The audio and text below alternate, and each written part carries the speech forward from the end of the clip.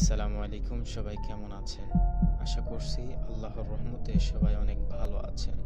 তো দীর্ঘ এক সপ্তাহ পর আবারও ফিরে আসলাম ভূত বিডি মামুন ইউটিউব চ্যানেলে। তো আজকে আমি যে ঘটনাটি আপনাদের মাঝে শেয়ার করতে যাচ্ছি সেটি অত্যন্ত ভয়ঙ্কর একটি ঘটনা। যারা ভয় পেতে ভালোবাসেন তারা অবশ্যই আজকের ঘটনাটি সম্পূর্ণভাবে শোনার চেষ্টা করবেন। ঘটনাটি শুরু করার আগে ছোট্ট একটি রিকোয়েস্ট, যারা এখনও চ্যানেলটিকে সাবস্ক্রাইব করেননি নিত্য নতুন ঘটনা পেতে অবশ্যই চ্যানেলটিকে সাবস্ক্রাইব করে রাখুন। তাহলে চলুন শুরু করা যাক আজকের ভয়ঙ্কর ঘটনাটি। ঘটনাটি যেভাবে দেওয়া আছে আমি সেভাবেই পড়ে শোনাচ্ছি। আমি তখন এতটা ছোট না যে কিছু বুঝি না, আবার এতটা বড় না যে সবকিছু বুঝে একাকার করে ফেলেছি। পড়তাম ক্লাস 4 কি 5। থাকতাম চট্টগ্রামের দেওয়ানহাটে। আমাদের বাসা ছিল 5 তলা। খুব ছোটবেলা থেকেই ওইখানে থাকতাম আমরা। দেওয়ানহাট যে জায়গাটিতে আমরা থাকতাম ওই এলাকাটাতে অনেক আগে একটা বিশাল দিঘি ছিল বলে লোক মুখে শুনেছি। চট্টগ্রামের মানুষরা অনেকেই এই কথা জেনে থাকবেন, তবে সেটা কোনো সমস্যা ছিল না। ওই এলাকাটা প্রচুর ঘনবসতিপূর্ণ এলাকা। এবার মূল ঘটনায় আসি। আমাদের ছিল 2 বেডের বাসা। এক বেড আব্বু আম্মু আর আরেকটাতে থাকতো আমার আপু আর আমার ছোট খালা। আমি ছিলাম পরিবারের সবচাইতে ছোট মানুষ, তাই আমাকে থাকতে হতো ড্রয়িং রুমে বিছানা করে। এক রাত্রে গরমকাল, আমি জানালা খুলে ঘুমাচ্ছি। আমার রুমে ছিল একটা ডিম লাইট, নীল রঙের। হঠাৎ রাত 2টা কি 3টা এমন সময়ে ঘুম ভেঙে যায়। সময়ের ব্যাপারটা আমার কাছে তখন সেই অবস্থায় গুরুত্বপূর্ণ ছিল না, তাই খেয়াল করে রাখিনি। আমার ঘুম থেকে উঠে দেখলাম সোফার উপরে একজন মহিলা শুয়ে আছে, চুল আঁচড়াচ্ছে। মহিলাটার বর্ণনা মোটামুটি এরকম, চেহারা স্পষ্ট নয়।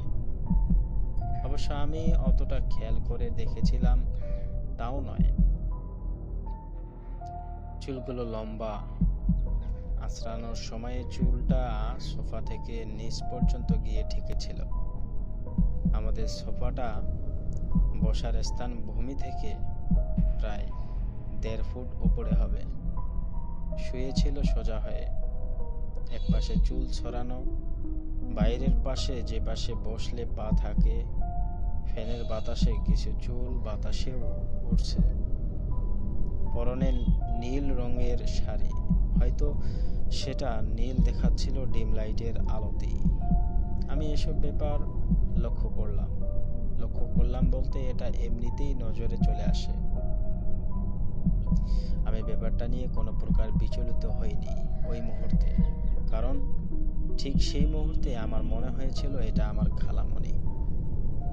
রাতের বেলায় হয়তো ঘুম আসছে না, তাই আমার রুমে এসে শুয়ে আছে। আমার একটা বদ অভ্যাস, যা বোধ হয় অনেকেরই আছে। সেটা হলো রাত্রে ঘুম ভাঙলে আমি ওয়াশরুমে গিয়ে হালকা ফ্রেশ হয়ে আসতাম। তো আমি মহিলার দিকে নজর না দিয়ে আমার কাজ আমি করে ফ্রিজ থেকে ঠান্ডা পানি বের করে খেয়ে সেই বোতলটা আলসেমি করে ফ্রিজে না রেখেছিলাম ফ্রিজের পাশে টেবিলে। পানি খেয়ে আমি আমার রুমে ঘুমাতে চলে এসেছি। তখনও ওই জিনিসটা চুল আঁচড়াচ্ছিল।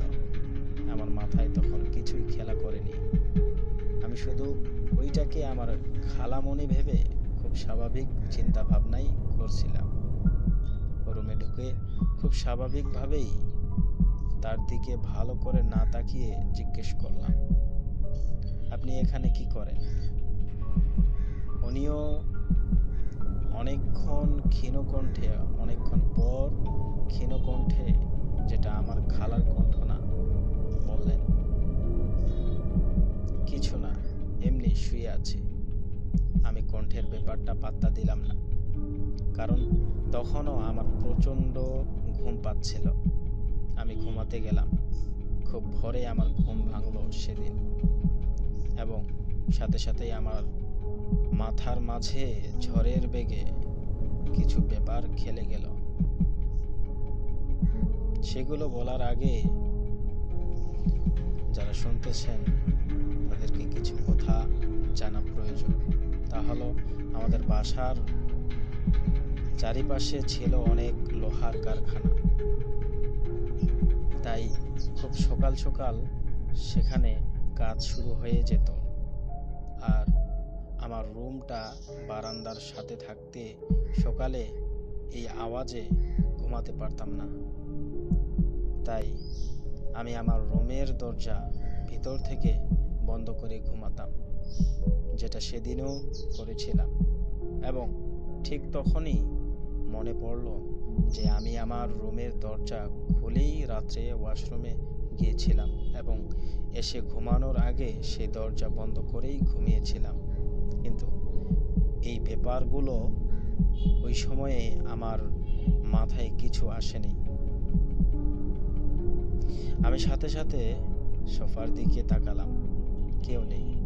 সাথে সাথে উঠলাম, দরজা বন্ধ করাই আছে। ভাবলাম রাত্রে আমি হয়তো স্বপ্ন দেখেছি।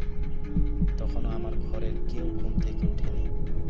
আমি তাড়াতাড়ি স্বপ্নের ব্যাপারটা নিশ্চিত হওয়ার জন্য ফ্রিজের কাছে গেলাম। পানির বোতলটার কথা খেয়াল ছিল। বোতলটা সেখানে সেই অবস্থাতেই ছিল, রাত্রে যেই অবস্থায় আমি পানি খেয়ে রেখেছিলাম। আম্মুকে ডেকে তুললাম ভয়ে। চিৎকার শুনে খালো উঠে গেল। আম্মুকে ঘটনা বলছিলাম আর খালা আমার সামনে এলো। তখন মনে পড়ল আমার খালামণির চুল ঘাড় পর্যন্ত। সেটা কখনোই সোফার উপর থেকে এত নিচে যাবে না। আমি আরো বেশি ভয় পেয়ে গেলাম। আম্মু আমার পুরা কথা শুনে দৌড়ে আমার রুমে গেল। সোফার পাশে পড়ে থাকতে দেখলো একটা খুব সাধারণ চিরুনি, যেটা আমাদের ঘরের নয়। ঘরের দরজা জানালা সবই পরখ করে দেখলো, সবই স্বাভাবিক। ভেতর থেকেই আটকানো। দিনটি ছিল সোমবার রাত্রিবেলা।